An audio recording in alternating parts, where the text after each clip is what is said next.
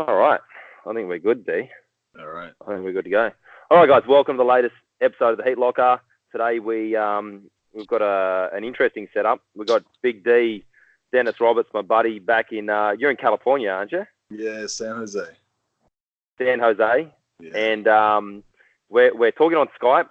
So we're going to be trying to record his end on Skype. We're then going to be recording my end and filming mine. And we're going to try and put it all together and come up with something usable at the end of this. So yeah, hopefully, should be a little more advanced than our last setup. We had two phones going at once. Yeah.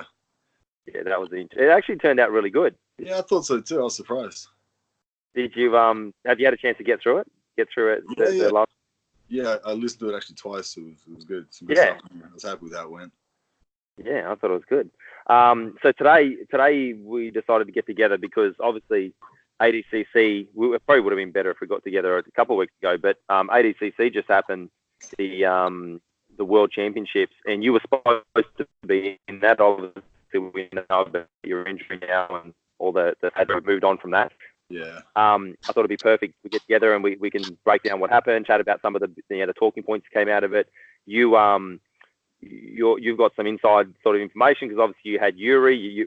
You were there. There was another one of your guys. Name. Yep.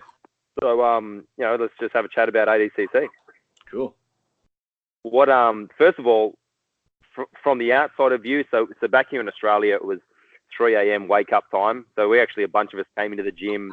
We slept on the mats at night.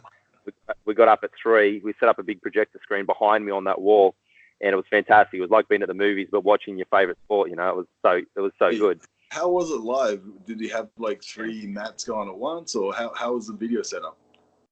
Yeah, so the way Flow Grappling do it, the same they do all the other events. They just have you can choose. You just on the app, you just go between mats. Right. So there's mat 1, 2, 3. The beauty of ADCC is there's only 3 mats. So sometimes you watch like the Jiu-Jitsu World Championships, there's like 10 mats, and it's just a nightmare. Crazy. Yeah, but there was also this thing called Flow Arena. And Flow Arena was a website where you could just punch in guys you wanted to follow. You could watch what was upcoming. You could watch what was live, or you could go, "Yep, I want to watch Gordon Ryan's match," and it would give you a text or an email and let you know he's been assigned this mat number. So it was actually quite good to navigate. Yeah. There was this thing called Flow Zone, but Flow Zone seemed to be like Kenny Floring talking rubbish. And Kenny's great, but I just felt like he maybe wasn't utilised as well as he could have been. I enjoyed more just focusing. We'd just go to a mat. We'd just go, "Yep, so-and-so's up on this mat, switch to that," and then go from there. And there was a good amount of commentating going on, right? Yeah, really good. Fantastic. Like the commentary was great. Like I think the best guy is Sean Williams. I think he's very good at what he does. Yeah. So Sean was on every day, but then he was mixed in with the Flow team. They had Shanzi Ribeiro was in there. So the Brazilians had someone to couple guys to listen to. Yeah, it was kind of like well balanced between everyone. I thought. Yeah, it was well done. You were live. What was it like there being live? As far as the event, man, it was really cool because I was standing on the mat. So the way the arena was set up, there was like half the arena was seating. Then the other side was like the backdrop where they had the big screens above all the mats. And then I had a coaching pass, so I was right. I wasn't on the corner of the mat. There was just one guy on the corner. But I was right behind them all. So quite close to all the mats, behind the tables, basically. Yeah. So you're in the warm-up rooms and all that sort of stuff? Yeah, I was in the warm-up room and then just back and forth from there to the mat. To the mats. Yeah, they look like the best setup I've seen as well. Like they looked like they were well organised and there was food and everything, wasn't there? Yeah. It was Chipotle and protein bars and it was all sorts of stuff. It was good. Did you hook in and eat everyone's food? Yeah. Yeah. So overall, if you were gonna give it a mark out of 10, what do you think for the overall thing? Well, I mean, I got to say it was probably the best grappling event I think has ever been on. So I kind of got to give it a 10. I mean, there's probably room for improvement in certain areas, but I think they knocked it out of the park, man. It was great. Yeah, I agree. I agree. It was definitely the best that I've seen. I mean, the build up was exciting. There was promo clips, and I think by the time that first match happened, we were all just frothing. We were all just ready to go. And something new they did the day before, they had they brought each division, all the people out, and then announced they showed on the big screen the first, like the brackets, your first bracket round. So everyone turned around, who they got first round, which is kind of cool. Because usually they're just like the night before, they just kind of release it on paper. You just got to go down to like the weigh-in area and see it on the wall. Yeah. Yeah, it was produced. It was produced to be a spectacle, not just to be an event where the guys physically did the grappling. Like they put as much into the production side as they did about the actual competition, which was great. And I think what's his name, Seth, the Fight to Win guy, the promoter, Seth Daniels. Yeah. So I think his fingerprints were all over it, because it was kind of like a lot of the production type of stuff that they have at Fight to Win, but with a lot bigger budget. So they did really good. And they had like the 3 big screens, and it started off each big screen was showing what was happening on the mat above. The screen was above the mat that was showing that. But then I guess they switched it up. So it was like above mat 1, they had the TV of what was going on mat 3. And then mat 2 was mat 2. And then mat 3 had the TV screen showing what was happening on mat 1. So you could kind of, even if you were like on the right-hand side of the stadium, you could see. Oh, you could see. Yeah, that makes sense. Right, yeah. That makes perfect sense. Man, from our end, it was just exciting. Like it was, we, like I said, slept the night, got up early, watched it. All the guys that we've been following, like nowadays, a lot of these, it's not quite like the UFC, but it's coming where we actually know who these guys are, like whether it's because of an online social media presence, but people have a vested interest in guys that aren't just their friends. Like before, it was like friends and family be there, but that'd be it. Now there's actually people who don't know these guys, but want to see them have a match and see what happens. There were storylines between certain guys that have gone before, or it was perfect. I thought it all plugged together well. The crowd, I guess, is in Southern California. It's like a big hub for jiu-jitsu. So the crowd was really, really educated. Like they're all oohing and ahhing at all the right times, and yeah, it was really cool as far as how the atmosphere was there. Yeah, well, let's get into it, man. Otherwise, we'll be talking just about that forever. But I think we agree that it was fantastic. It was the best produced bit of work. Steph and Mo, and I forget the other guy, and whoever else backstage behind the scenes with floor grappling. I think they did a great job. Yeah, I think Mo had a lot to do with it, and he's been given the go ahead that he'll be running the 21. So that's happy about. Yeah. So if we go through the weight division, I mean, if we just look at the champions initially, I mean, if we try to talk about every individual match, we're going to be here all day. But what was there any? So if we start at say 66, I mean, the champion was it Tankino? Is that his Brazilian name? Yeah. Am I mixing him with another Brazilian? No, I think that was his name. I forget his actual real name, but yeah, the UFC guy, right? Yes. Yeah, he's like former gi and no gi IBJJF world champion, and I think he was like 36 or something, like old for his division. Like 66 kilos is, I think the average age was about 25. 24. 24. Yeah, it's young. Mm-hmm. So he went out there and he just played like super, just tight. I just didn't see him really getting bad positions a lot, Yeah. He look, to tell you the truth, I didn't watch him a lot because he wasn't a big name that we were focusing on. No, he wasn't. I don't think anyone was sleeping on him, but I think he was still ranked down at like 4 or 5 on most guys' sort of seedings. Yeah. I mean, he ended up taking out. He took out Paulo. No, the final was. He took out Paulo in the final. Was that correct? Paulo Miao? No, that was correct? Miao. I think if they thought it was in the semi-final because Miao ended up with the bronze medal. That's right. They were on the same side of the bracket. Yeah. The other side of the bracket was Kennedy, was the young kid, the Artos kid, wasn't it? No, not the Artos kid. The jeez, my brain's been bad today. It's Cabrina's son. Son. Yeah. Yes. Which, I mean, there were some crazy young guys in that division. Yeah. I mean, him and then what's he, 19? Yeah, and then that Rotulo, whatever his last name is, he's like 16. Yeah, and Nicky Ryan. Yeah, man. Like, some young guns coming up. I actually thought Nicky's side of the draw, because obviously I follow Nicky. I'm a bit of a Henzo follower. I kind of know those guys from training there. I thought Nicky's side of the draw was definitely the tougher side. Is that fair to say, do you think? Or what were your thoughts there? To be honest, because I was kind of concentrating on the guys that I was with that were competing, and also they're in the heavyweight divisions, I wasn't paying attention to that so much until the finals, like the medal matches, and then checking out some of the brackets later. So I didn't pick up too much on that during the tournament.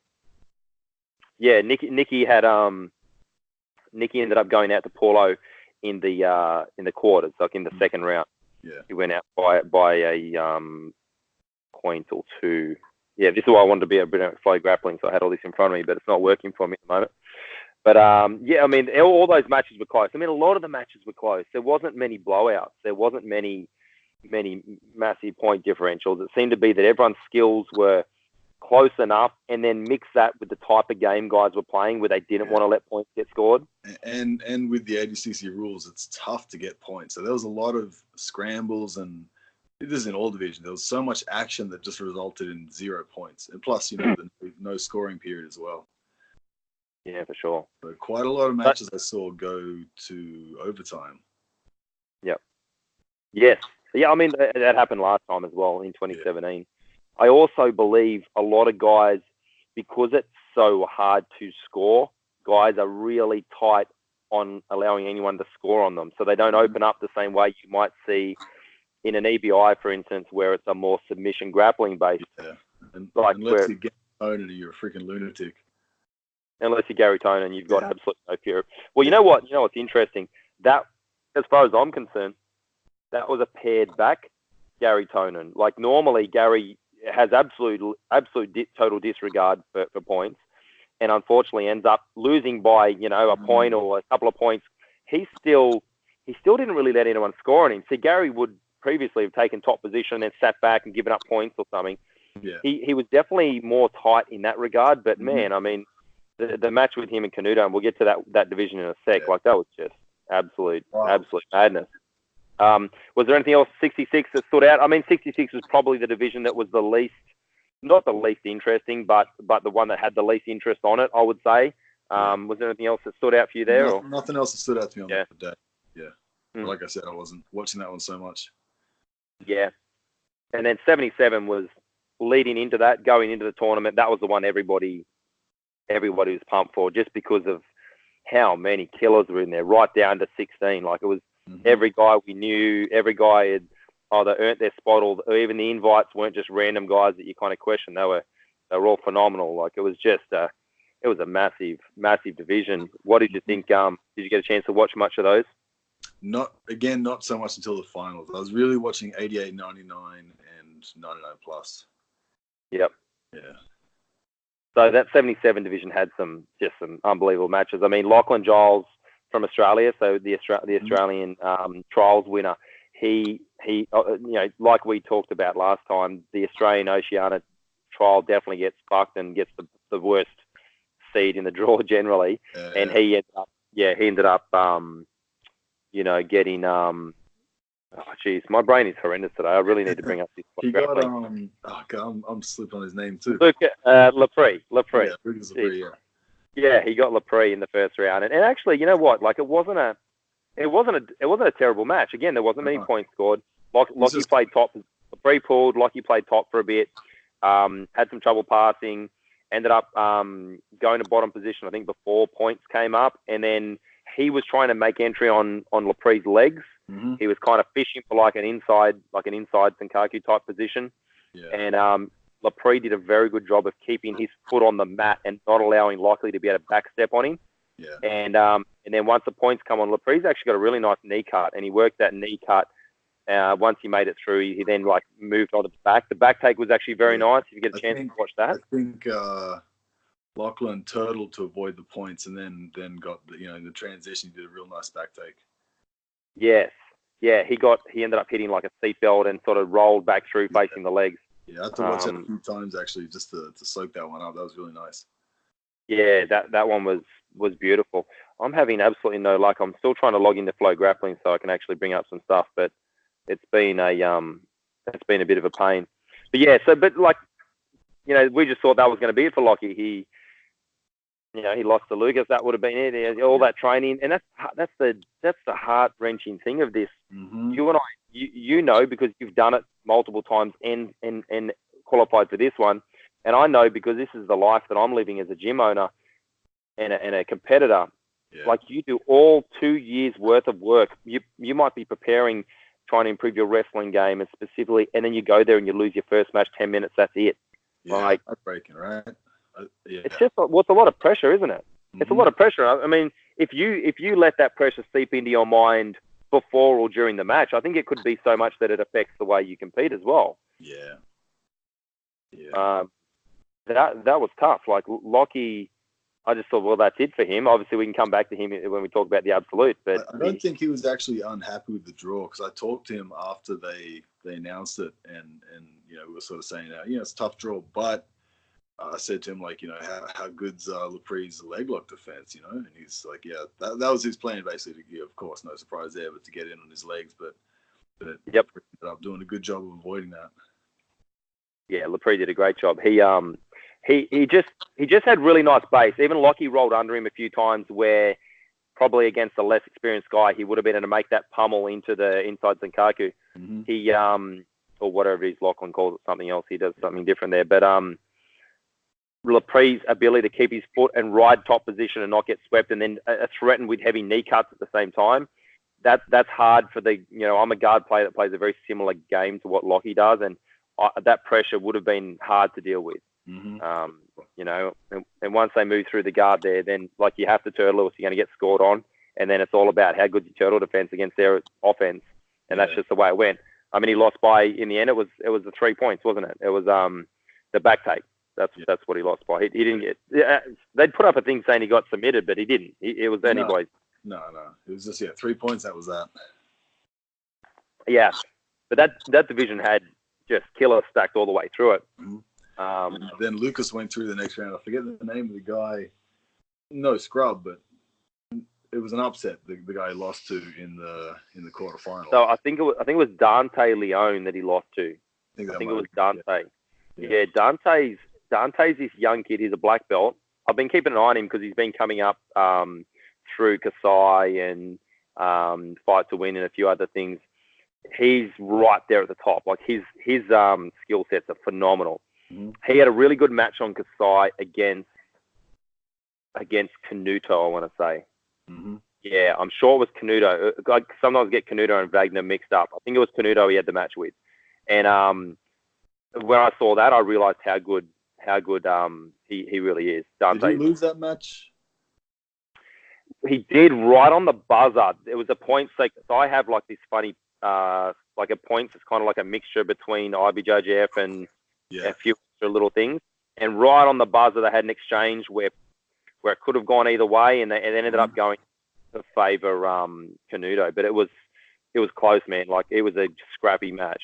Right. It was actually, I think I might have seen that match, actually. Yeah. Yeah, I think it was the Miami card. I want to say it was the Kasai Miami card. Right. I don't know if you were down there for that or not, but it was that Dante Leone's one to watch. Like, I wasn't shocked when he beat Lepre, to tell you the truth. Like just knowing how good people in the arena were, but yeah, I guess you. Yeah, but you know what a problem is? The problem is that a lot of these people think that you can get by purely on your legacy or purely on your name. Yeah, that doesn't matter on the mat. That doesn't matter. What you do in IBJJF doesn't necessarily transfer no gi and with such a different rule set, Yep. Yeah, for sure. And I mean, Lepre's obviously, he's a multiple time world champion from my understanding, but yeah, that doesn't matter. You just get some young guy who's strong and fit and good. It's going to be, it's not going to be easy. No. And I think, I can't remember how the match went down because I don't think I got to see that match. I think something. I didn't see it either. Yeah, I just heard like when they announced it, like I was with some people and they're like, "What the hell?" They couldn't believe it. Yeah, what was happening a bit is that matches would come on at the same time, and you'd have to just make a decision and go with one. Obviously, anytime Gary Tonin was on, he was must-watch viewing. Like, you were silly to be watching any other mat if Gary was Yeah, so Gary, historically, from my understanding, Gary hasn't medalled at ADCC before. I think that was the first time. I don't think so. Yeah, I think that was the first time that he medalled. And it's cool because he's come off 2 years of pretty much focusing on MMA, and then come back. And, you know, whether that actually ended up playing his favor, I don't know. You know, maybe he's being a little bit more conservative.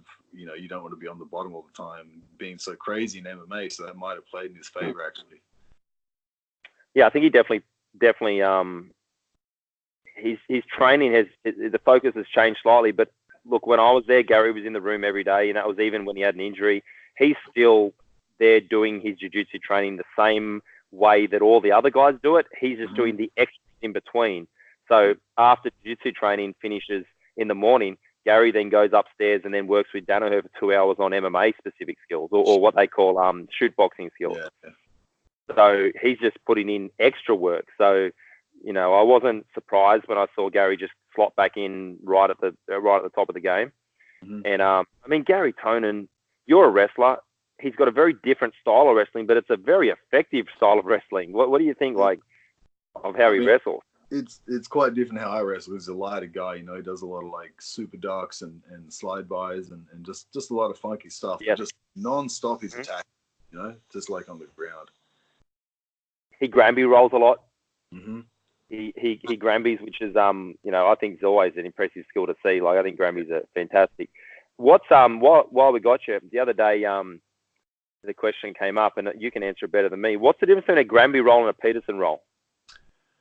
Peterson roll, is that? Put you on the spot. The Peterson roll, I think, is like what I call the wrist roll, but you will often end up in folk style that do it to where they almost come into a crucifix type position, to where they're hugging the arm, but they're also they've scooped up in between the legs as well. But in jiu-jitsu, you know, they'll kind of get you in trouble. So you try to finish on side control usually.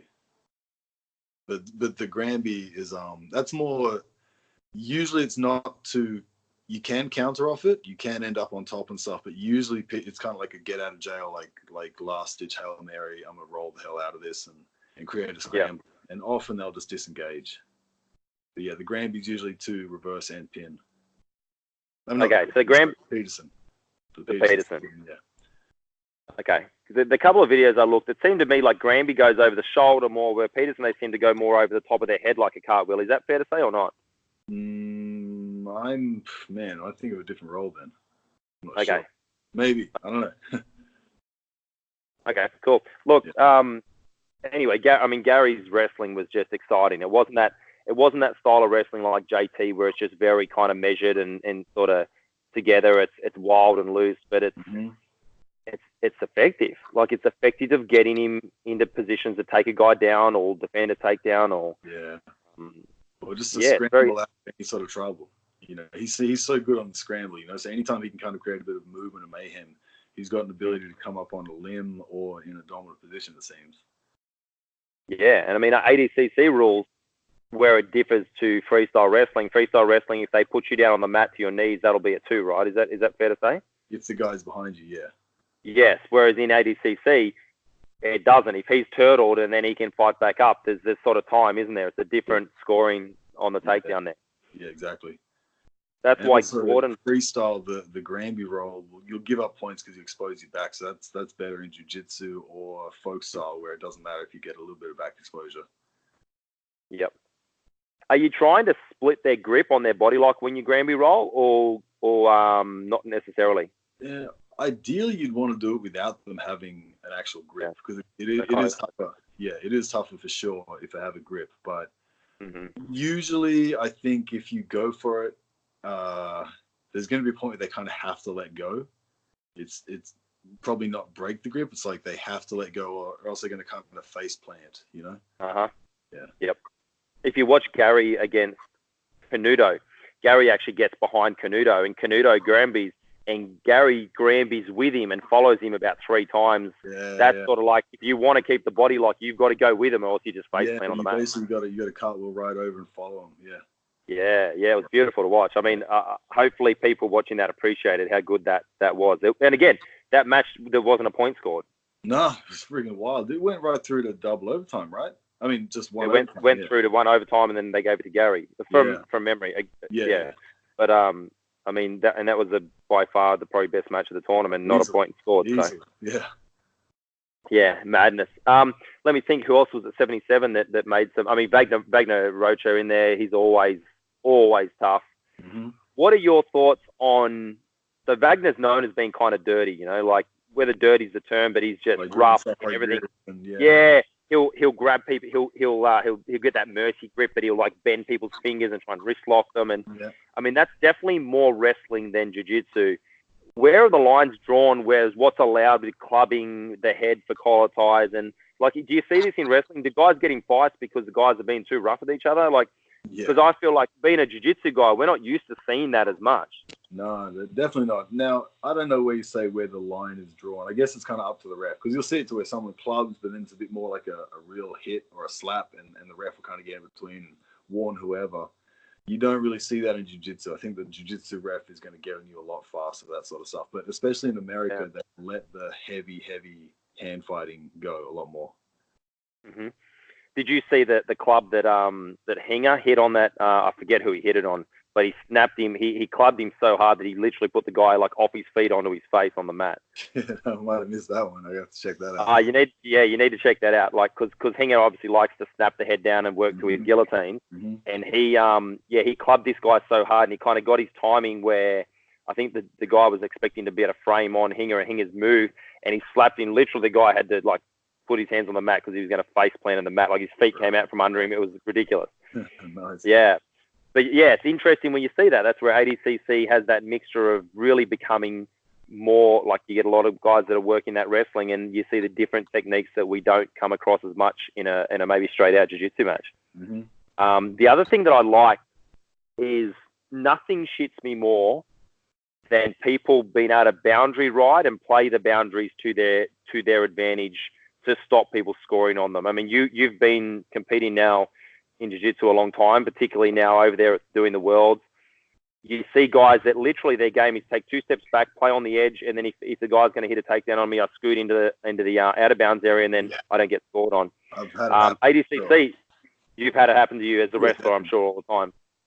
And I mean, you know, so now you've got an onus on you trying to like drag a guy back in before I take him down, which you know it shouldn't be allowed. It's bad, but ADCC don't give a fuck. They're like keep going onto into the stands. Like I'm surprised you didn't have them up onto the concrete, into the tables and stuff. That was actually a pretty controversial subject that people were talking about, because you know it happened to Yuri and happened to some other people, and it was quite inconsistent what the refs were letting happen and what they were letting allow, what they were allowing, like as far as like continued action or when they were stopping it.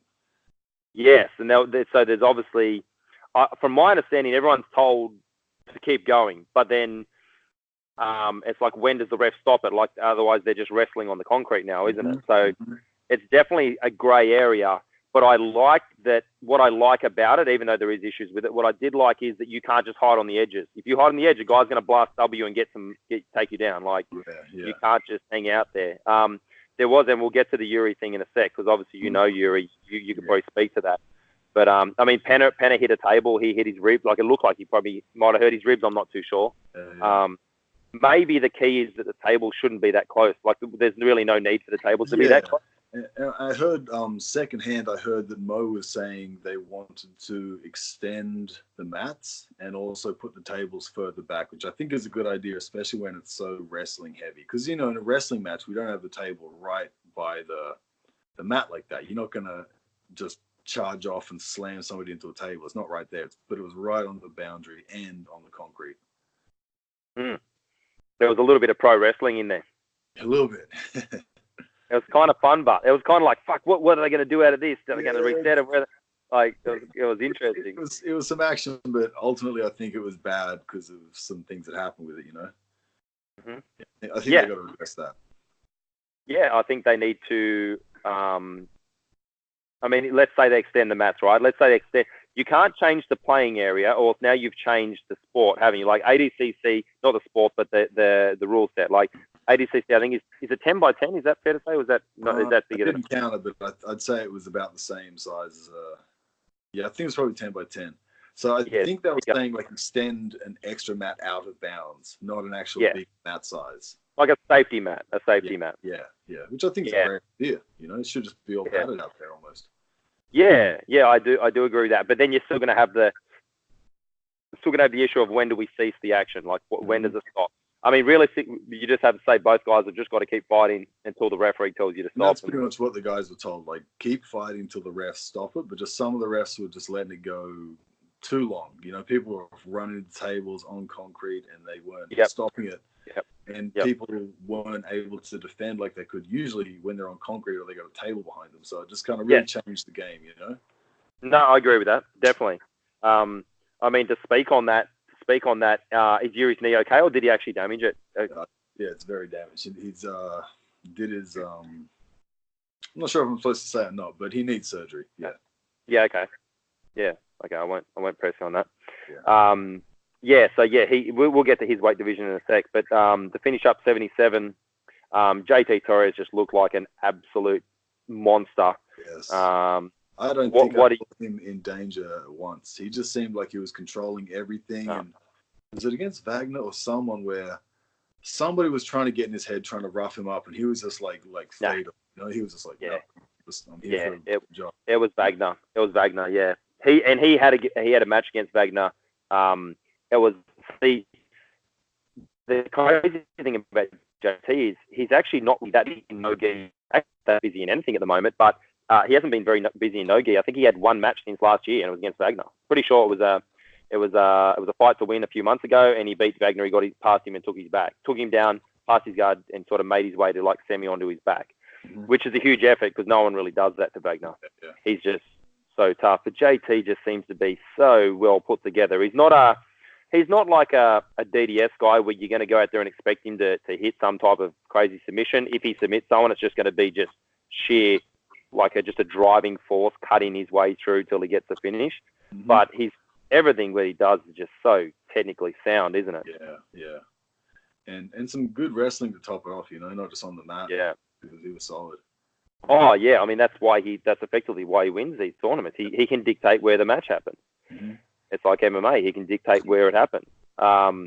It would be very interesting to see him go against a guy who he can't out wrestle. I don't know what happens then. I don't know much about his no-gi guard, but I imagine in ADCC rules he would probably be trying to come up on singles and stuff, you know, more so than just play a regular guard. Yeah.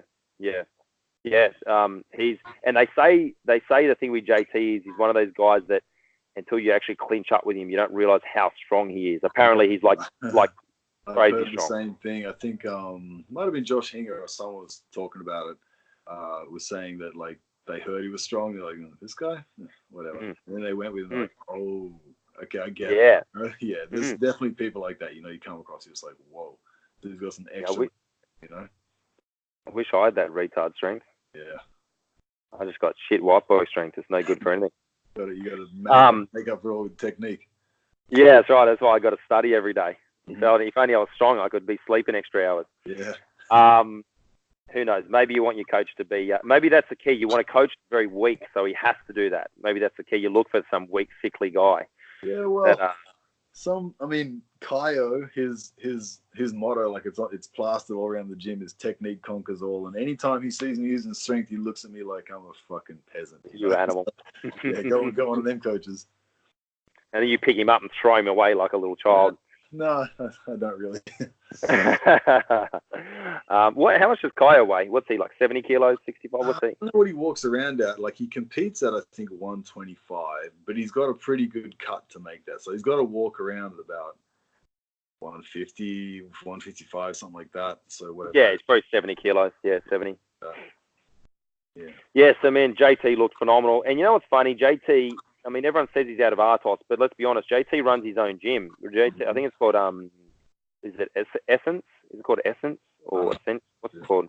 But yeah, he runs his own gym. He pretty much, he's not in that Artos training room every day the same way that some of those other guys are. So he's just a freak. He's unbelievable the way he does it. And he came out, I mean, like he was wrestling and training, you know, in Jersey, New York and stuff when he was younger. And he was with, what's his name? Lloyd Irvin for a long time too, you know, and they're Was he? known for training super hard. They are known for that, being tough and hard, and just everything's going to be difficult. Nothing's going to be for free. Yeah. Yeah. So JT was phenomenal. Who took out? So that was Gary took out silver there. Gary took out silver. They had the final. Yeah. That was the final. Gary silver or was he bronze? Oh, well, did they meet each other in the? Jeez, this is why we should be having the Yeah. something open here so I can see. I just literally can't. Geeks listening in right now, just shaking their head at us. Yeah. Sorry, guys. This is what happens when it's a few weeks ago. For some reason, I'm thinking Gary did get bronze. You're right. The final was the final Wagner and might have been. God damn it. This is the worst. This is the worst. Sorry, guys. We're the worst people ever. Let me see, Flo. Let me bring up anything. I don't think, because you got to pay for absolutely everything. Yeah. I don't know if it'll even let me bring up anything if I'm not signed in. It probably won't. Let me see. It probably won't let me bring up anything. And that's all the upcoming events. ADCC. Is it going to give me any? I don't want to rush replays. I just want to see some results. Give me some results. This is making for exciting viewing right now. Oh, yeah, sorry guys, this is great. Look, I can get some results. Here we go. Okay, so the I was right. Okay, so let me see. The finals was Wagner and JT of that one, and Gary got third. In the bronze match, Gary submitted Dante Leone. Yeah, that's what it was. Mm-hmm. I think he got him with the heel hook. Actually, got him with an outside heel hook from memory. I'm sure that's what he did. Yeah, so that's how it went down. So yeah, JT and Gary was the semis. Okay, now I've got some stats in front of me, so people can't complain too much. Yeah, sorry guys. Sativa got beaten by Dante. What about Edwin Najmi was in there as well, but he went out in the first. Again, that was the ref's decision. Yeah, I think that was definitely an exciting division. And then we went up to the men's 88. So that was I thought a very exciting division. What were your thoughts on the 88? Yeah. That was your boy Fowler? Mason Fowler, yeah. And Mason he's a Fowler, fucking phenom, man. Look out for him. He's a killer. Honestly, I think we'll get into it, I guess. But like his first match was great. He went against there's a guy that I think won or came second in the Brazilian trials, and he was a pretty wrestling heavy guy. Like his name was Valdir Arujo. I don't know. Yeah. I don't know him. So that guy's known for being like a top player. But Mason, who doesn't actually have a wrestling background, but he started up he was training at the Dethroned Base Camp, like an MMA gym. And they bring a lot of wrestlers in. So he was working with some like really, really top guys. He would trade private lessons in jiu-jitsu for wrestling from these guys. So he didn't wrestle in high school, as far as I know. But when he was a rugby player, but when he started doing jiu-jitsu, then he started to trade and learn, from the source, from the really, really good guys, like national team guys. Mm-hmm. So he came out and he just, out wrestled him and just a lot of scrambles and stuff. And yeah, he played a bit of rugby guard and stuff. Good. Huh?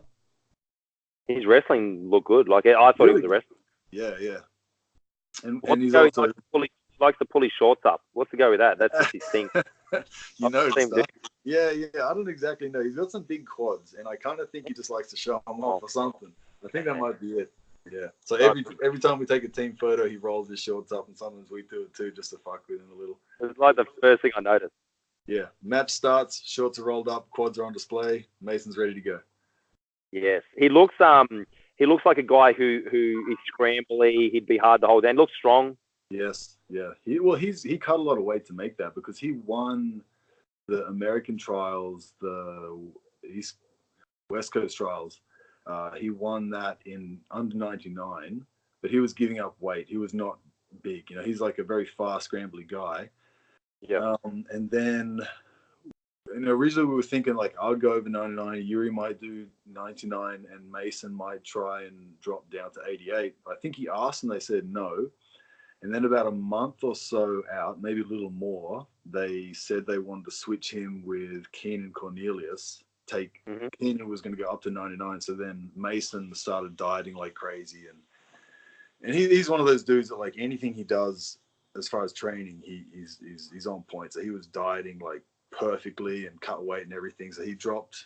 Before that, he was trying to put on weight. So he got up to I think like 230, 225 or something. And then he was just cranking the weights, all the time. And then they said, no, actually, you got to drop down to 88. So he had to get to 204 pounds, I think. So he had to lose like 25 pounds or something like that. Yeah. Yeah. So he, I feel like that was a better weight division than him. I didn't realize he was that big. Yeah. And I think he agrees. He, like if you look at the guys in the 99 kilo, like Hulk and Patrick Gaudio and stuff, those guys are freaking monsters. Yeah. So I think moving forward for ADCC, I think that'll be his weight division. Yeah, he. How old is he? I think he's 26. He's pretty young. Yeah, it's young. What in regards to the weigh-ins, was it 3 weigh-ins they made you do? Was there one on the Friday, that day, and Sunday? I didn't understand it because there was a day before weigh-in, so you weighed in on Friday. Yep. And then you weighed in on Saturday morning early. It was like 6 a.m. or something. So then people go eat and whatnot, compete, and then they had to cut weight and make weight again on Sunday morning. So it was a 2-day competition, but 3 weigh-ins, which didn't really make a lot of sense to me. Yeah, it's just like they really don't want guys doing like an MMA cut. If you have to come down that big, you wouldn't be able to do that 3 times in a row. Like you just couldn't do it, could you? I don't know if it was always like that because I've always been over 99, so I'd weigh in once. And I'm pretty sure they've always done it like that. Yeah, I think they have. Okay.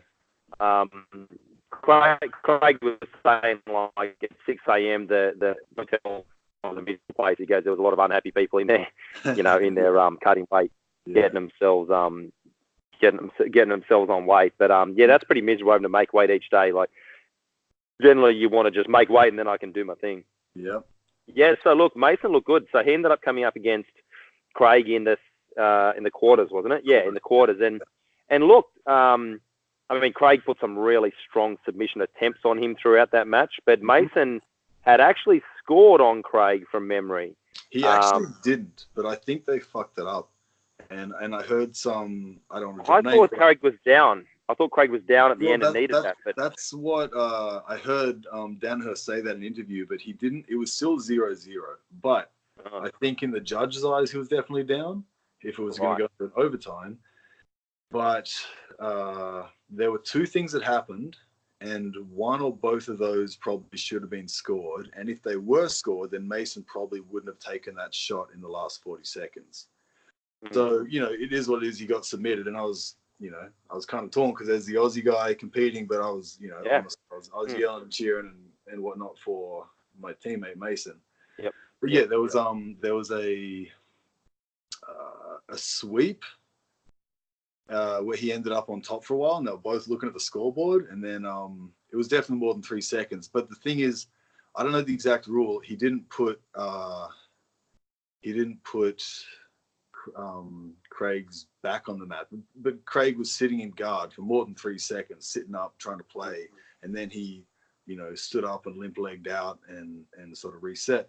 And then did Craig attempt some type of leg lock to give that position up? Well, it was, if from memory, I think it was a half guard situation. Mason like me. Huh? Did Craig go on a guillotine? He looked like I can't think exactly what he was doing, but he like sat over like he was going to go for a Kimura trap or something, but he got like rolled backwards. And Mason came out on top. And then, they scrambled free, and then Mason went in on a takedown, got a single leg. Craig went for a Kimura trap. They scrambled, and Mason came out on top. And that was another thing where it could have been 2 points, but no points were given. And then, Mason took a shot about 40 seconds to go. They went out of bounds, and he ended up in that guillotine. And Craig got a notoriously tight guillotine. Yeah.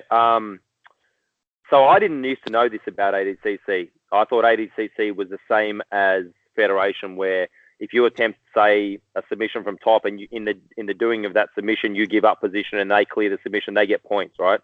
In ADCC, if the referee thinks that it was a legitimate attack on the submission, it's supposed to actually not score the point.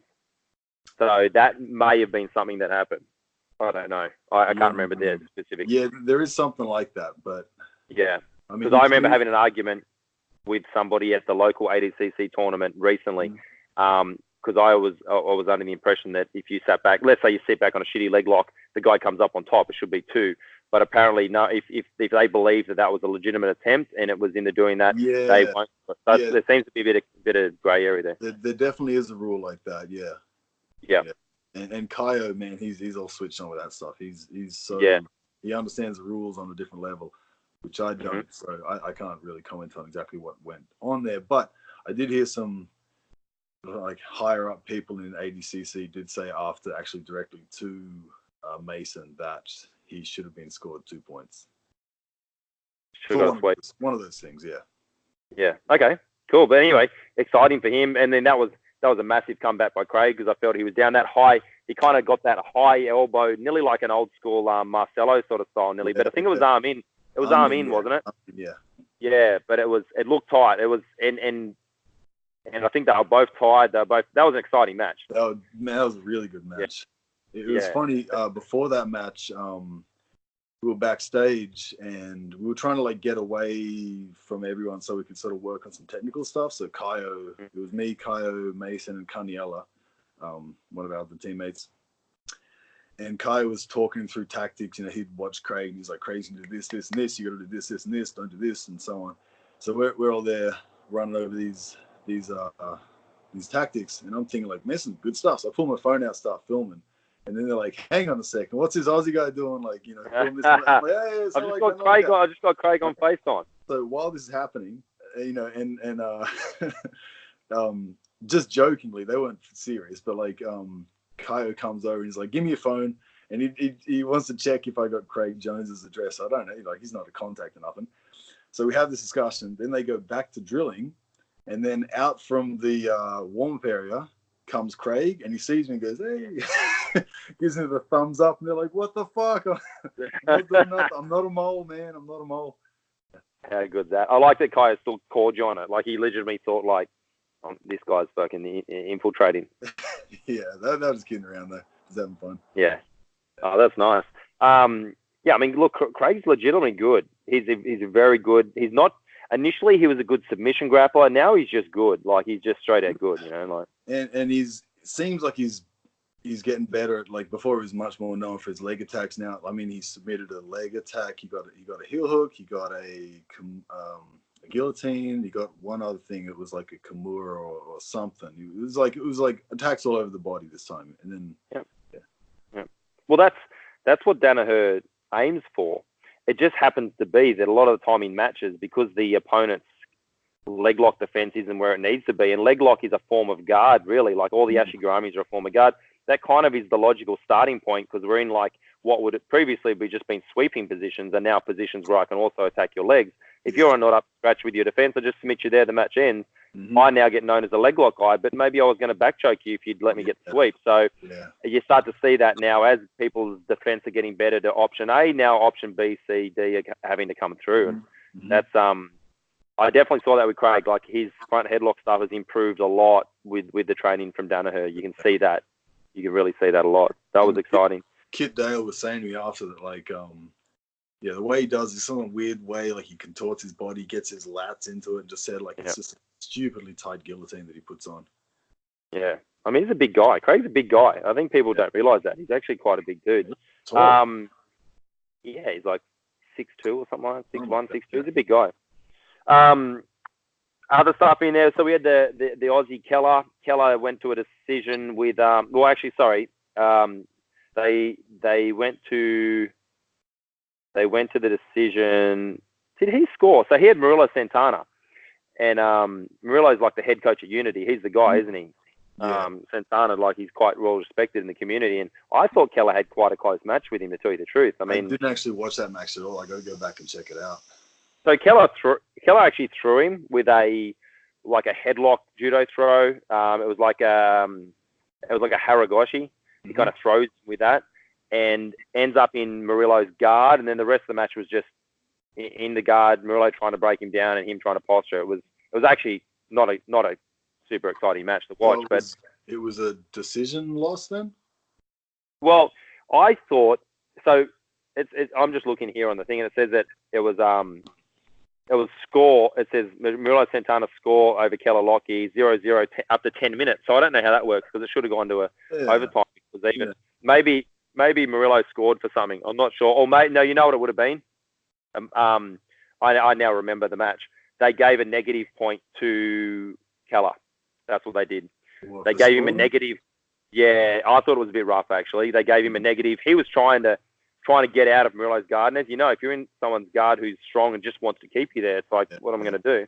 Yeah. So he got a negative, which I thought was a bit rough actually, because that would have been interesting. I think Keller could have. Yeah, and if you want to play Murillo, you definitely want him on the bottom, man. Like he's got notoriously just the heaviest passing top game. So yeah, okay. You definitely want him down. So it's good that I guess Keller's a judo. You think he's a national team member, right? Yeah. I'm pretty sure he's definitely a good level black belt in judo and a jiu-jitsu black belt. He's a good good effort. Good for him too. That was his first time. He was quite annoyed after that actually because I think he knew he could do some damage. Hinger was in there, front headlocking people. That notorious guillotine he's got. I was impressed with Adam Wadiński. He's very good too. He's that Polish dude. Yeah. He's like a gangly sort of looking dude. He's really strong. There was so many strong guys in there. He beat that Mike Perez after a ref's decision. Yeah. Denis, who ended up being the gold medalist, who, I kind of know Mateus because when I trained there in 2017, I went to Marcelo's for my part of my 2 weeks there. So yeah, Mateus is like a super nice guy. It was, I would have liked to have seen him, but it was nice to see him kind of fulfill what he's been sort of working towards. Because he's a cool guy. And he just used kind of a mixture of strong wrestling, and he just used like Marcelo Garcia, really. Yeah. Like Marcelo Garcia's style of maybe less guard play. And a little more wrestling. Yes, more wrestling, but the same sort of top position, stay at a submission, stay at a leg lock, limp out of them, come back into knee cutting and pressuring. And he did good. He just outworked Craig in the end. Mm-hmm.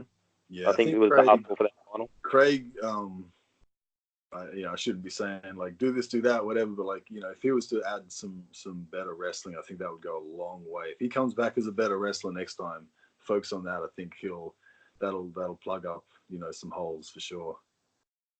Wrestling could have won him that final, and he's kind of known for not doing as well later in the matches, and I think the wrestling would definitely help with that, with the ADCC rules where you have to wrestle. If you're going into the scoring period and you're still on your feet, or if you're going to overtime, you need to wrestle.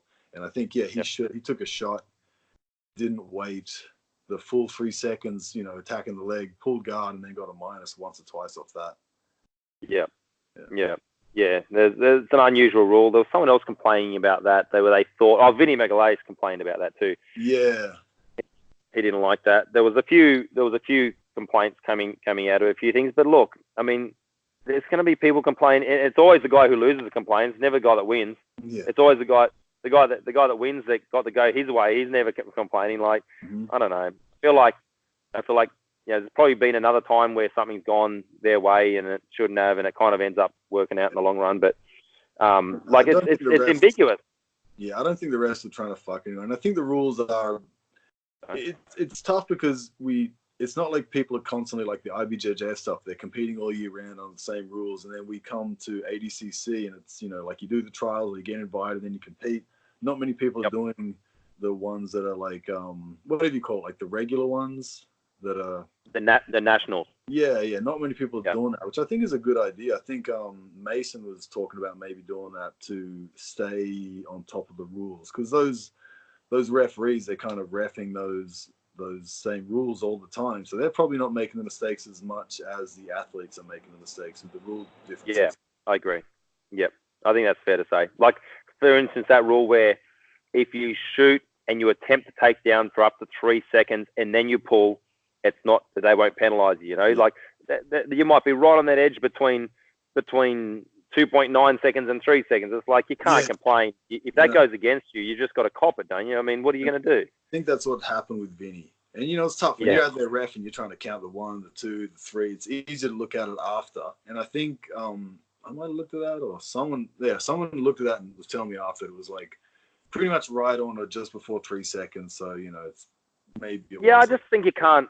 You can't have a complete hissy fit about it. I mean, you watch and go for attack that for 4 or 5 seconds. Make sure. Yeah.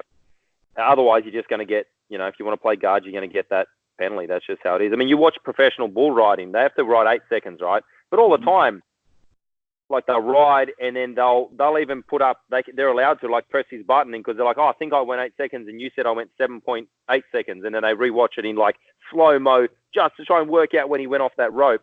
Yeah. It's like, how's the referee in live time under a match going to be exactly? I think you just can't. You can't complain if it goes against or for you. You just got to kind of cop that, I think. And refereeing is a thankless job, I'm glad doing that. No way. I've refereed. I nowadays don't want to referee, even on local stuff. Like, it's thankless.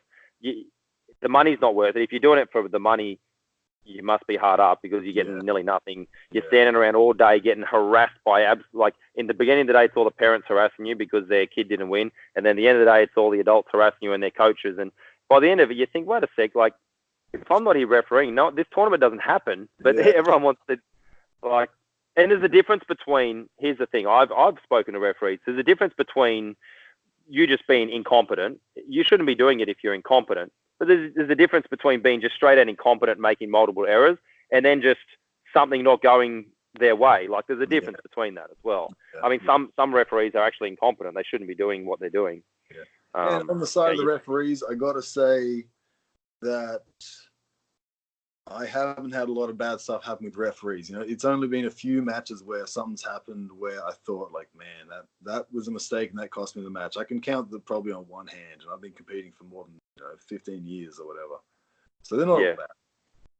Yeah, for sure. Moving forward into that. So that one, the gold medal ended up being Matthias. Craig got the silver, and Hinger got the bronze there. And that was the first ever medal for Australia at ADCC, the silver medal. So crazy. We went from having fuck yeah, man. And the silver, like, I don't know if people appreciate how. First of all, that could have easily been a gold. Like, that match just goes slightly different. That could have been a gold, but still, just to get a silver medal is unbelievably difficult. Incredible, yeah.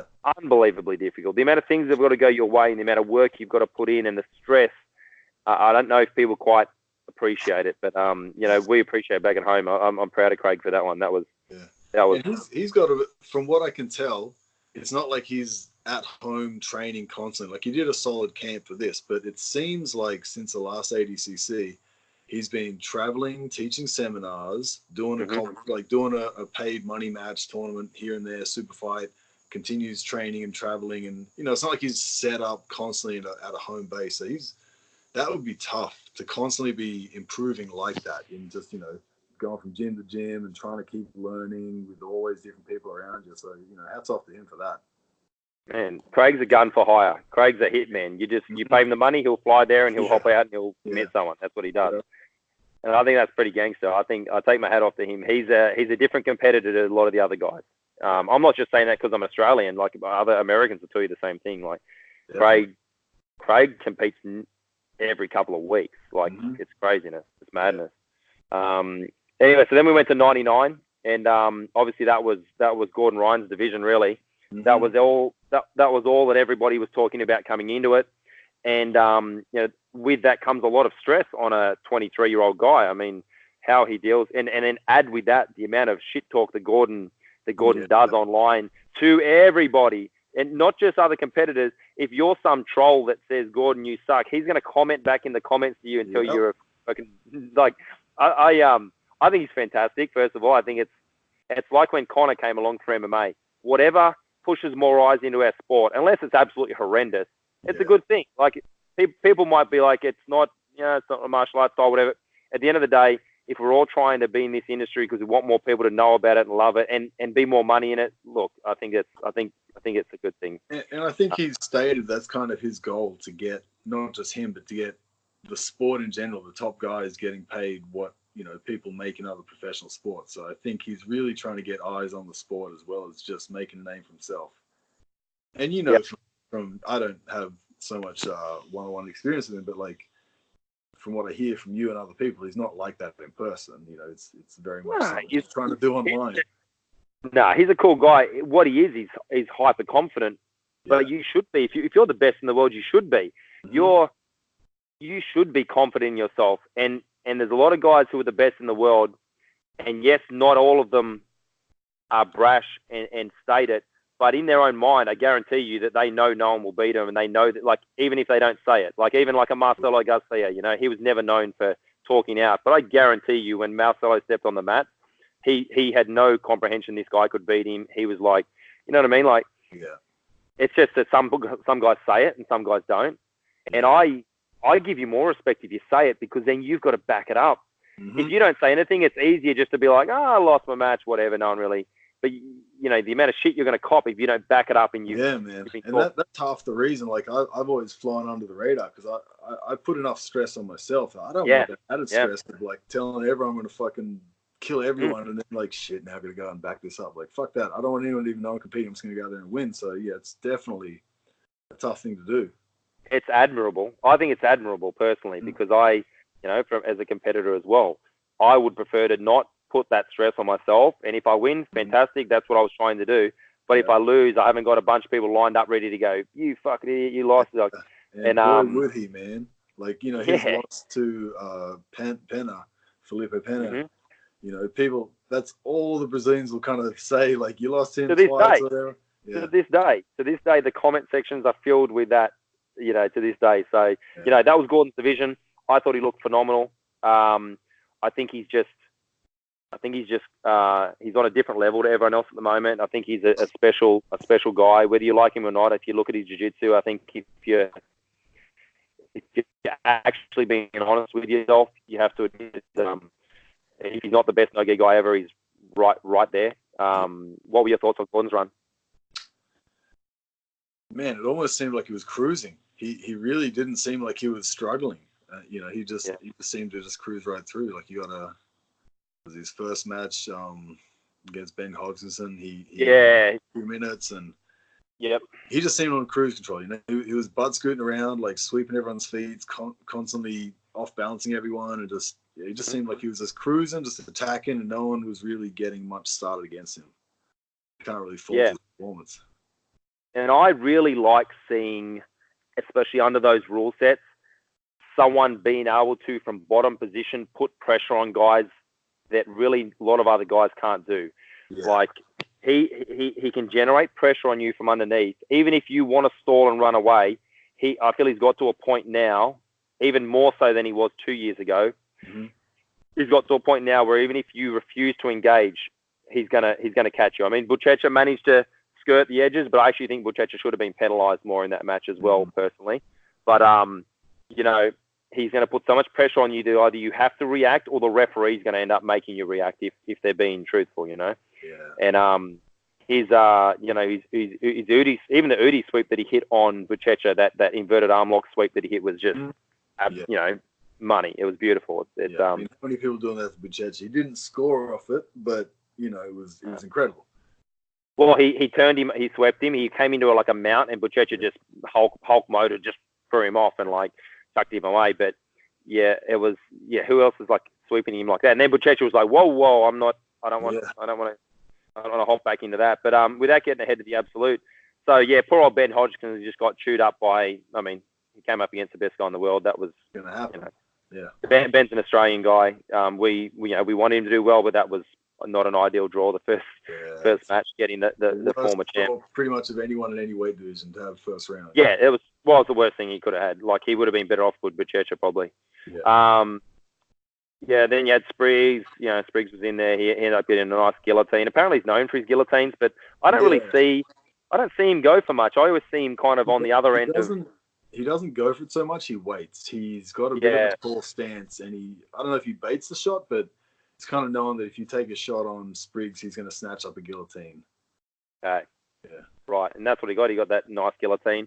Then there was Hulk won on points. Gaudio was in there. I call him the Brazilian bikie. He looks like every bikie you've ever seen, but he's Brazilian. He's got the tattoos and big chains. Yeah, exactly. The Brazilian bikie. He's an intimidating dude.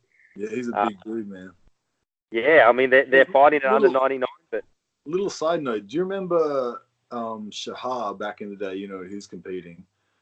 Shahar Khan, for anyone that doesn't know, you know, very up and coming black belt. He was a brown belt at the time, but in 2014, IBJJF Worlds, Shahar won, I think, 2 or 3 matches. Ended up facing him and lost by like 2 points in the closing minutes, and then so he missed out on getting a bronze because I think it was a quarterfinal.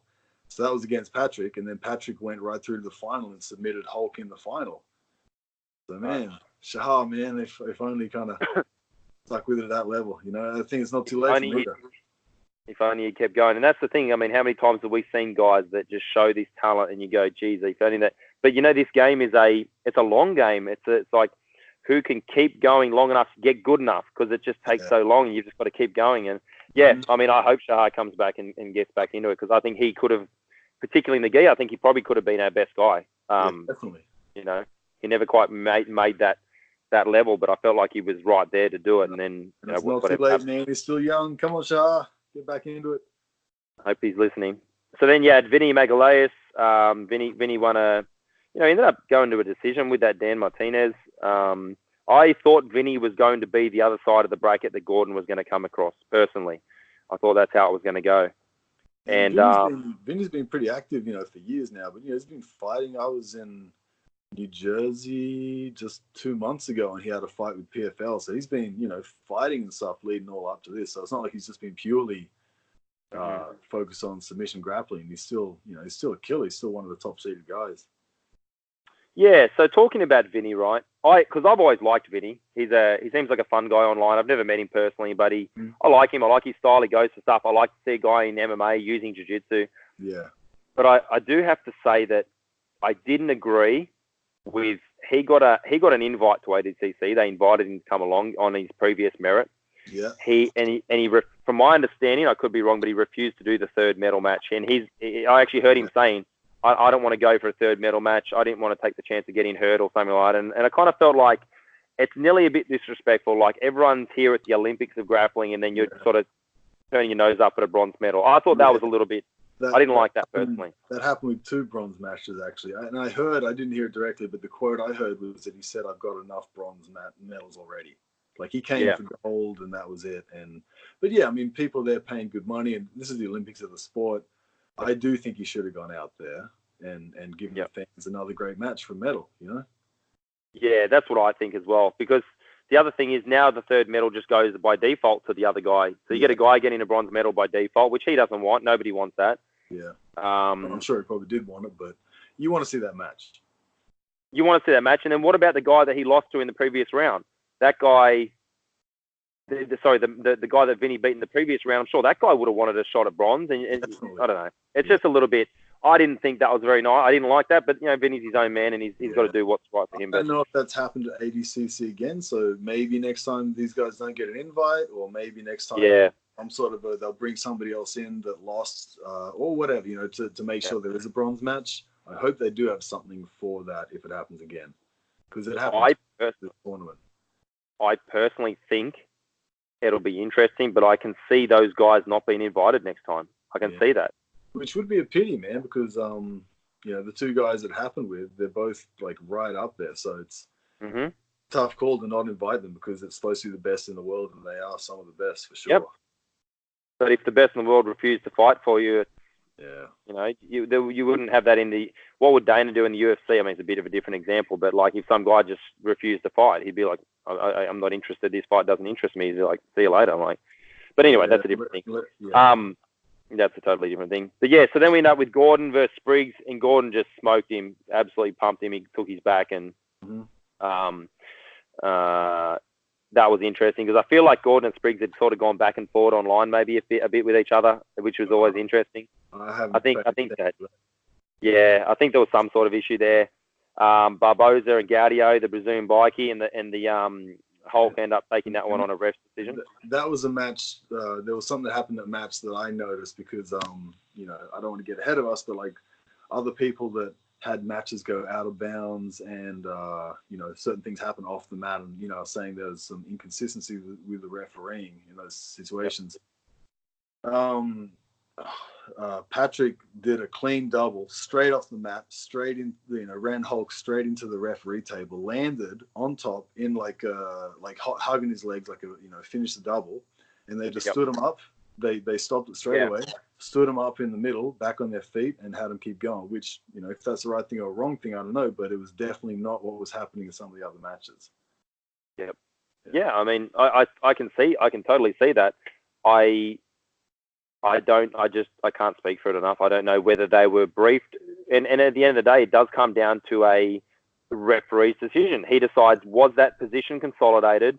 Where did it all start from? I really don't think the referees were playing favoritism towards any people. I think it was just they were the calls made. But yeah, I agree. I do remember seeing that. Then you had Vinny. Vinny ended up losing a decision. Sorry, Vinny ended up winning the decision there. And, Jackson Silva got beat. Then in the semis was Gordon versus the Hulk. And Vinny then lost in the semis to, that was Tractor. So this Vinicius Gazola is actually, they call him Tractor or something like that. I think it's Brazilian for tractor, but I'm not real up with my Portuguese. Very creative, the Brazilians, with the nicknames. Yeah. So if you're a big man, you look like a tractor, you get called Tractor. There's like that one guy called Shoeface. They got some good nicknames. Yeah, Shoeface. Imagine that. And he's like known as Shoeface because people can't say their proper names, so they just call you your nickname. Yeah. Well, Palhares was Tree Stump. That's what's his Toquinho. Yeah. Yeah, I think they're quite amusing, the Brazilian. Have you been given a Brazilian nickname? I'd love yours. Would be Big Tall White Man. Yeah, whatever that means in Portuguese. Yeah. And then so the bronze match was Hulk. So Hulk got given the bronze because Vinny didn't compete, and then Gordon up to win Marcelo's boy Trator by back strangle after 9 minutes or so. Gordon's and look what Gordon was doing on the back there. Like I could explain to you pretty much everything he was doing. It was all stuff that Danaher's showed the whole. Oh no, my computer's about to run out of battery. Just give me a sec. My computer's gonna run. All right. Fuck. That'd be the worst. Yeah, I can hear you still, so I can talk to you. That would be the worst thing ever. Man, I'll start doing my bad stand-up routine. Oh, don't do that. You're just gonna have to talk to everyone, mate. The computer's just come up out of nowhere telling me that it's running out of battery, which is not ideal. Mm-hmm. Let's get that sorted. There we go. Maybe I think that later. that bad luck with you, Denis. Yeah, right. Yeah, what's the go? Last time was an absolute nightmare. That was the worst thing that could possibly happened. Memory card came full. Batteries running out. Kids running around outside. Yeah, that wasn't ideal. Yeah. Okay, got that plugged in there. See if we can plug this in here. Riveting stuff on the heat locker. This is what happens when you don't have someone who's in charge of. There we go. We've got a green light. Okay. We're good. All right. Ooh, I was worried there. Because, for those who didn't listen, last time Denis and I did a podcast, we had an issue with the gear. Had to stop halfway. We had 2 different audio files, 4 different video files. It was trying to edit it. Nightmare, but anyway, we're good. We're charging now. So the stuff Gordon was doing on the back was just, methodical, made his way to the back. He'd put a lot of time into taking the back against turtled opponents. Mm-hmm. So, people turtle in ADCC because they don't want to get scored on, but if you put a lot of time into attacking guys' backs from there, you can become very good at, just creating a system of getting to the back there, and it's not necessarily a favourable thing to do to turtle. No. So you kind of got to not give up the points, but against someone like Gordon, you make that mistake once, he's on your back, and then he's trapping your arms with his legs, body triangle, and done. It's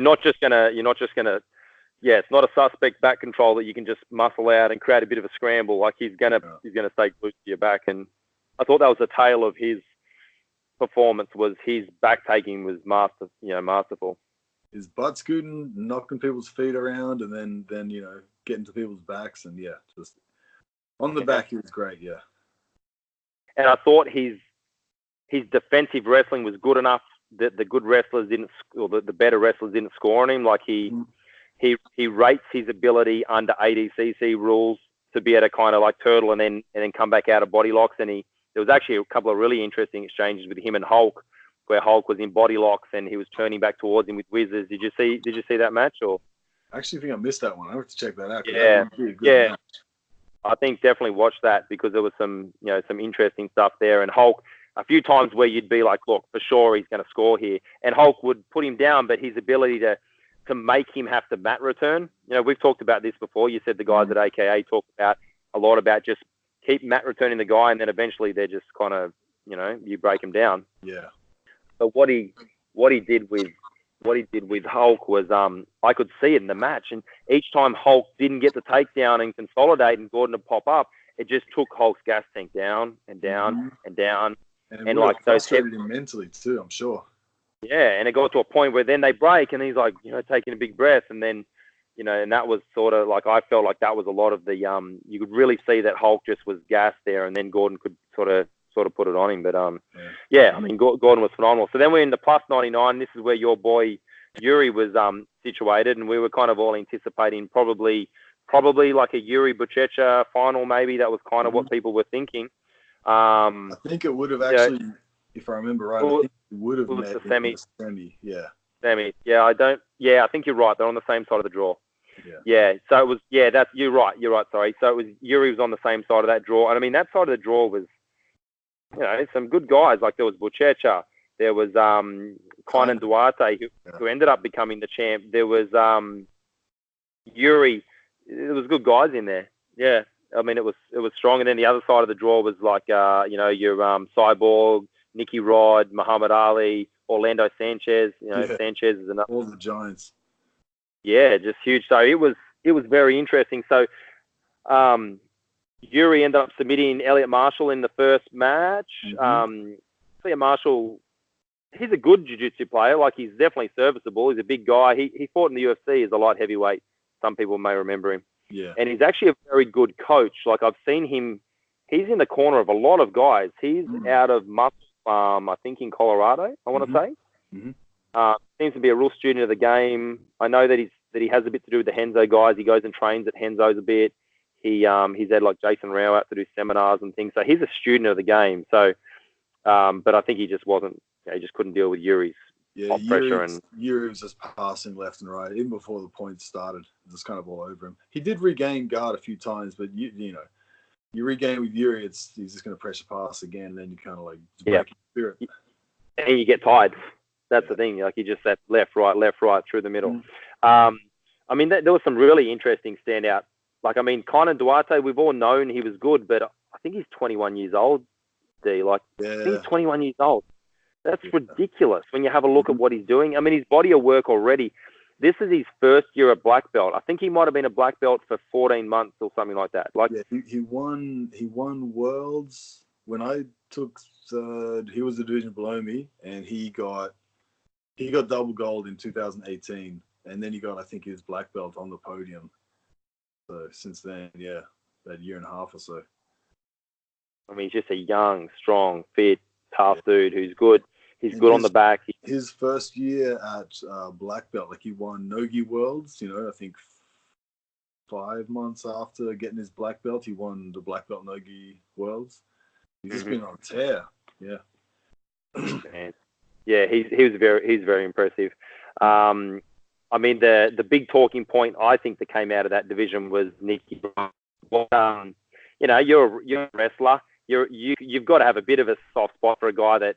And look, Nicky Rod wrestled in high school and did a year of college, so he's not like these guys that are, big time Division I champions or whatever. But he's a wrestler who came into jiu-jitsu and then has sort of, worked a hybrid of the two. What did you think watching him unfold? Because he's an interesting character too. He's confident and he's big and he's athletic. It was really cool, man. First of all, seeing him and Muhammad Ali in the first round. Muhammad Ali came out. He's massive. Like, he won Gi Worlds in 2018 at, I think, super heavyweight, which I think is 215 or 220 pounds. Not that big.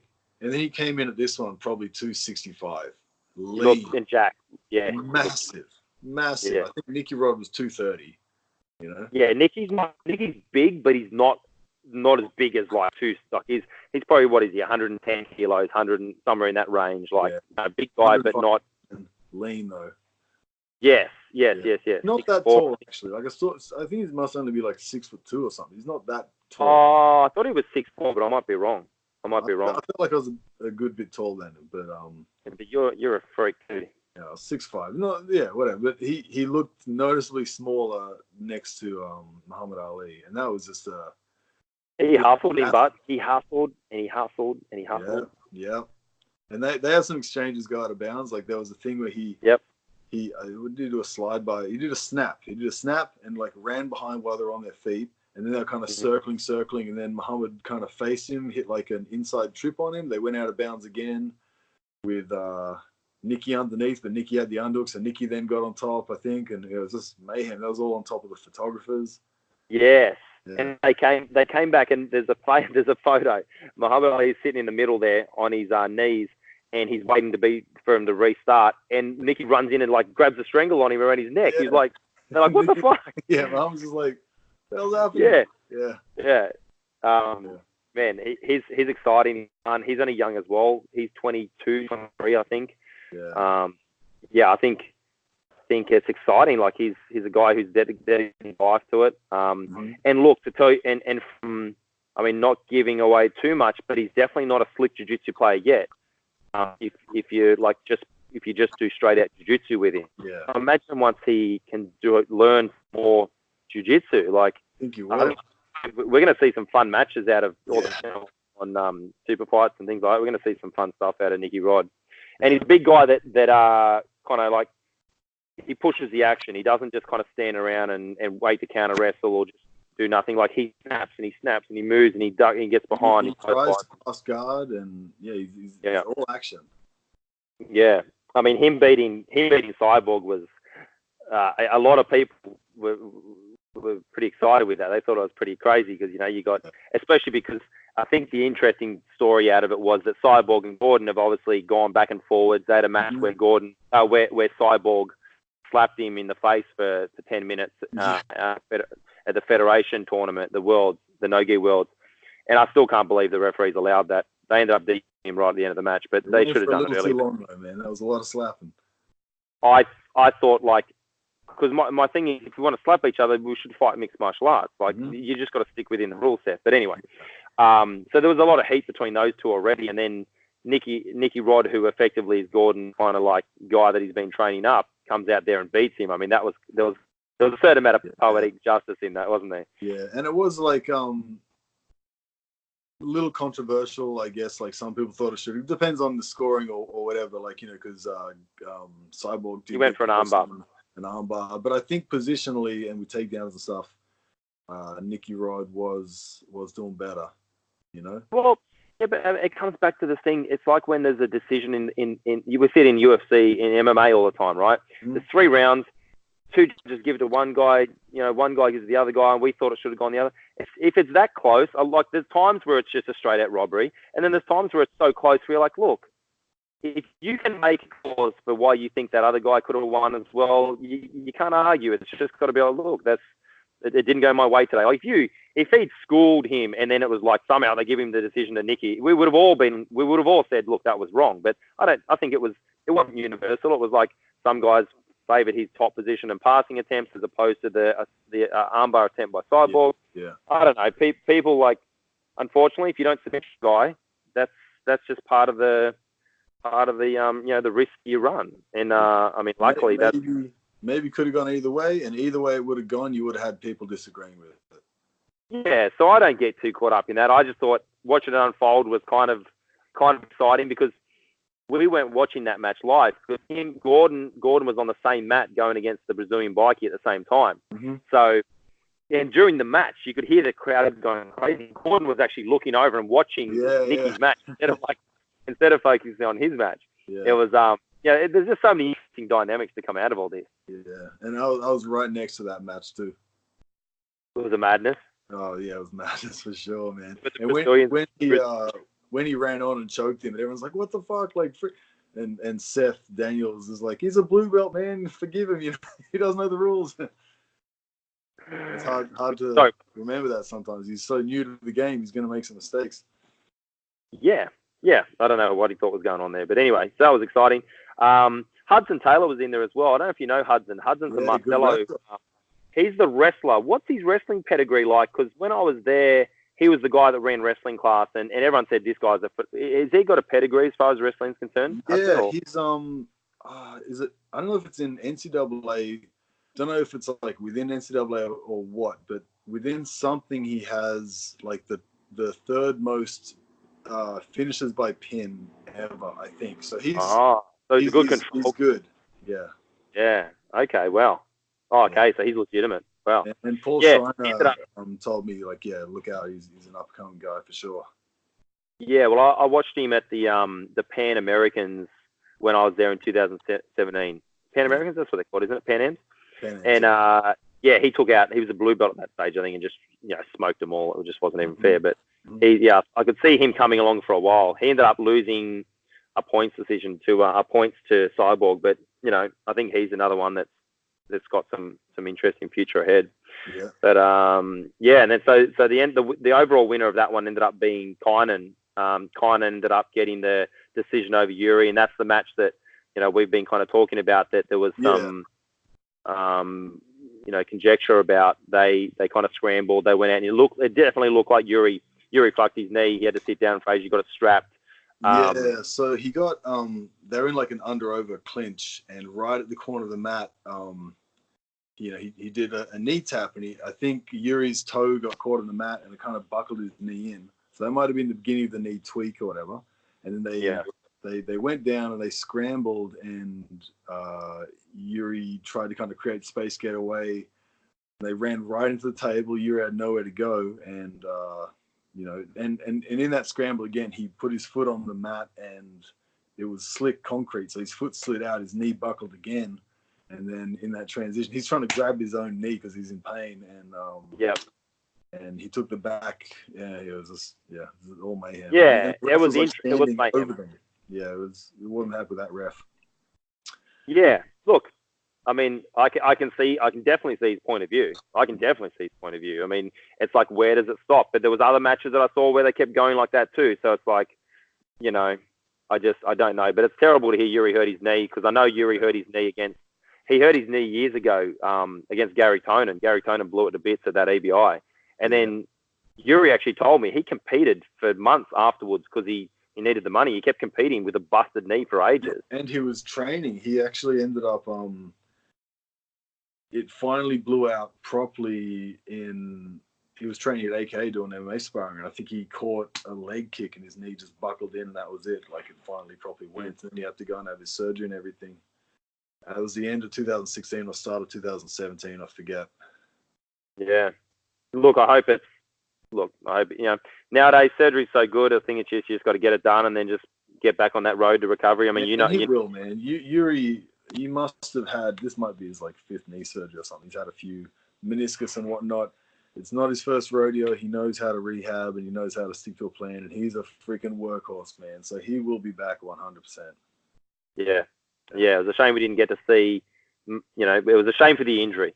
If the injury wasn't there and he just lost due to the awkward position, that's okay. But it was a shame to see that he clearly wasn't right after his knee, but he just, his knee was so. Yeah. But yeah, look, Kynan, what a beast. 21 years old, ADCC champ. Yeah. Impressive. Big dude, he's slick, he can move well, he takes the back, he like crab rides and goes ups and down and stuff. He's solid. Yeah. So that ended up being, the final ended up being Kynan versus Nicky Rod, and it ended up being 20 minutes. Kynan ended up taking, what happened? He scored on him somehow. I forget how he scored on him. Got his back, and he was on his back for a long time. But Nicky got out of that, didn't he? Yeah, right at the end of the match, Nicky was threatening his back. Yeah. So I think about 30 seconds ago, Nicky, he had a body triangle or something. He ended up turning in into his closed guard and kind of opened his guard, and then he was attacking knee slides. He went upside down, tried to do like a crab ride. And you noticed that. That was nice. Yeah, really nice. Yeah, especially for a big guy, you don't see that. Like, he followed him with a crab ride underneath and nearly came up on the back. Like, I thought that shows definitely that Nicky's learning some He's jiu-jitsu. learning, man, and the crowd was really excited for that. But yeah, time ran out, and that was that. Yeah. I mean, fantastic match. And then the third, unfortunately, the bronze match there, Cyborg refused to compete for third. So third ended up going to Buchecha by default kind of thing there. But again, I thought that was, this is just my point of view. Other people may think differently. But I think at that tournament, you should be having that third medal match if you're physically able. You know, if you're injured, I mean, that's perfectly understandable. But if you're just saying, I don't want to do it because I'm cranky that I lost, is, you know, it is what it is, but I don't think it's right. Yeah. So the absolute was fun. I think we'll wrap up soon because I've actually got a private lesson coming up soon in about 5 minutes. So let's just punch through this absolute because this was like madness, and especially for the Australians, we had a David vs Goliath moment. Buchecha was obviously the guy. Gordon and Buchecha were the guys that everyone was looking at in here, and they ended up making the final. But Lockie Giles managed to get an invite into the absolute somehow. Yeah. And he even said, the only reason I did absolute is because I thought it might have helped me, getting an invite next time to ADCC coming back. Mo told him, so it's like, all right, I'll give it a go. Have a good match or two, hopefully. Yes. And, Lockie's not a big guy at all. Lockie, so he competed at 77, and to tell you the truth, I think he's the same weight as me. I think we're like just right on that 80 kilo, maybe just below 80 kilo. That's not a big man in an absolute division. Mm-hmm. You know, historically, small guys don't do well in absolute. And I've competed in absolutes in local tournaments, and I actually don't like doing them anymore because of how much they favour the large grappling. You know, you're obviously the other end. You love the absolute because you get to bash up all the little guys. Yeah. But you know what I'm saying? Like, there's definitely, once you both have good skill, the size becomes a huge issue. Well, I think it's the last time someone medaled at ADCC at that weight division was Marcelo Garcia taking second in 2007. And I think actually third place in that year as well was another 77 guy. Maybe. I'm not 100% sure, but I think it might have been. But yeah, since that, never. You know who that guy was? Who was that? A guy that definitely can't make 77 anymore. Who is it? Andre Galvao. Oh, get out of here. That was him? Shit. Pretty sure. I could be wrong, but that's, I'm pretty sure. Apparently Galvao, that was the Galvao. But anyway, I could be wrong. But Galvao definitely was at 77. I think he was the one that was fighting with Marcelo that day. Yeah. Just like for the super fight with Galvao, like he looked like a bodybuilder. He straight out looked like a bodybuilder. But anyway, coming back to Lockie goes out there, and for those that haven't seen, I mean, everyone was just losing their mind, and I feel like the venue lost their mind. Did they appreciate what was happening in that moment? It was lunacy. Yeah. It was like first of all, like the matches were going one after another. Like people would win, go quick out, and it was like 5 minutes later they're back in. So we had three mats going of just all the killers just in and out, and you know you had Gary Toner with that flying hip hook and. It was just, so the crowd was just freaking out, and then when that happened, like the crowd lost their mind, and I think probably, I know that Patrick didn't know who Lockie was, and I think a lot of the big guys don't really study maybe the smaller guys, especially coming from Australia, you know, who's checking out these guys, so they probably were like, yeah, whatever, this little guy, whatever, I'll get it back, I'll crush him, and next thing you know, he's on your legs, and 77 kilos of strength on your leg is easily enough to destroy it.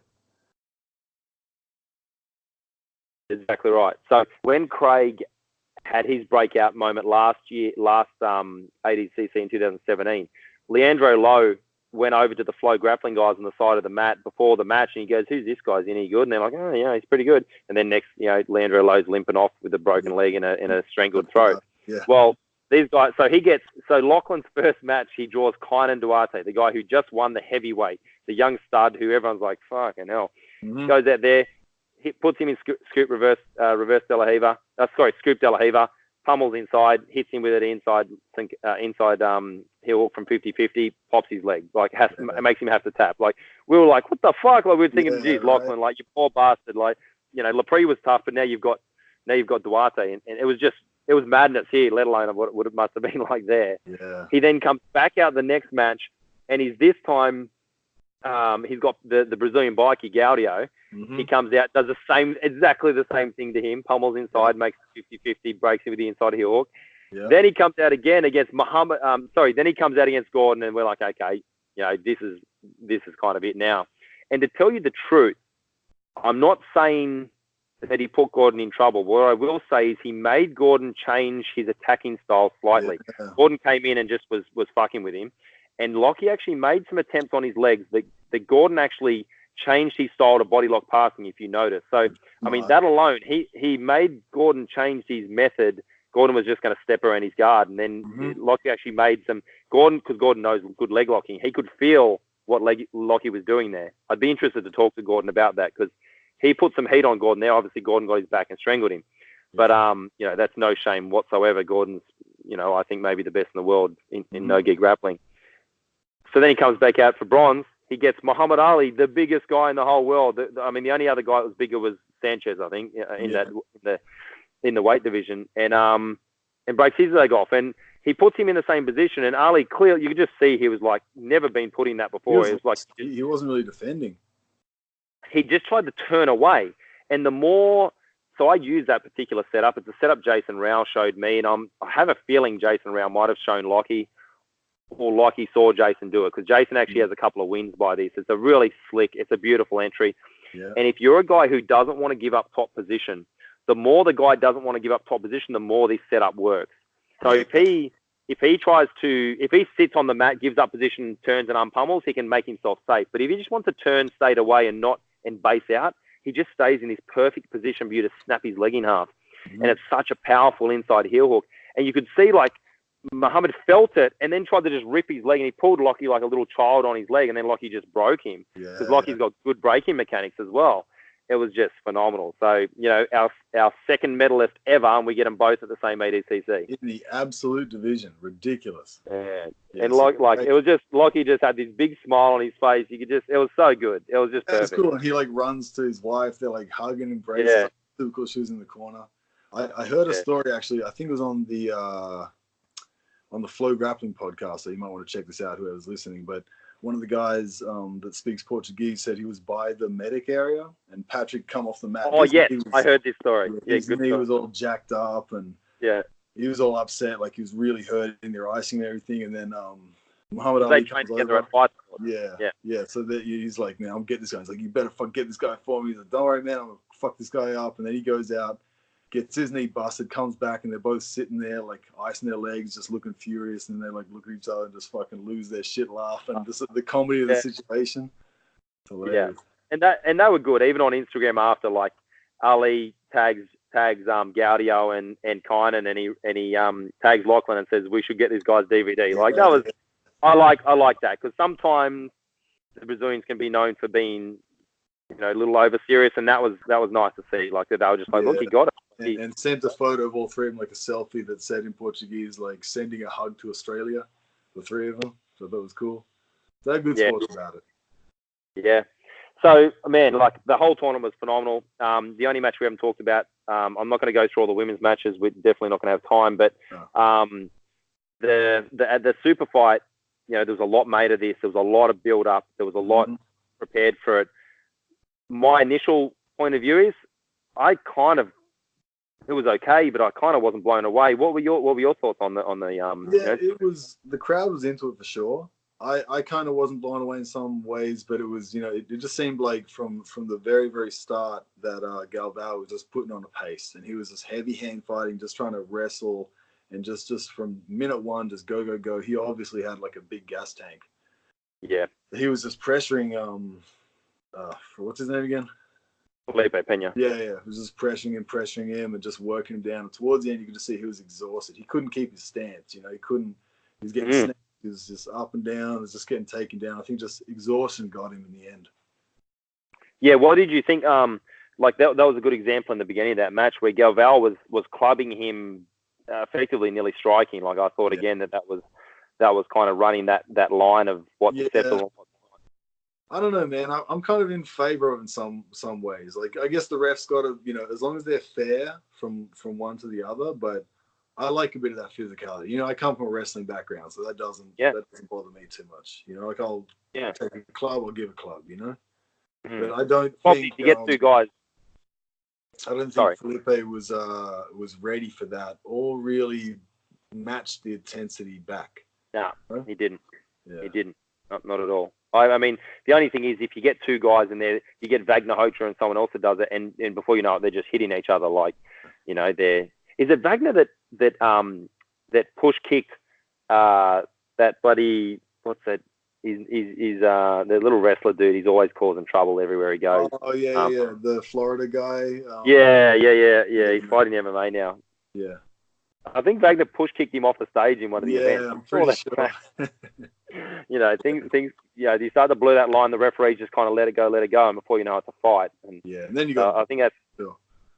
Then it's a shit fight. Yeah, but on something just popped into my mind. Speaking of Gordon, like he's having arguments with everyone. He's been going back and forwards with that Herberth Santos over and over, like for ages. Crazy, I think. That guy's completely mad. Did you see he had that huge fight at that Spider Invitational, one of those invitationals? Maybe it was one of the Polish ones. I'm not sure. ACB maybe.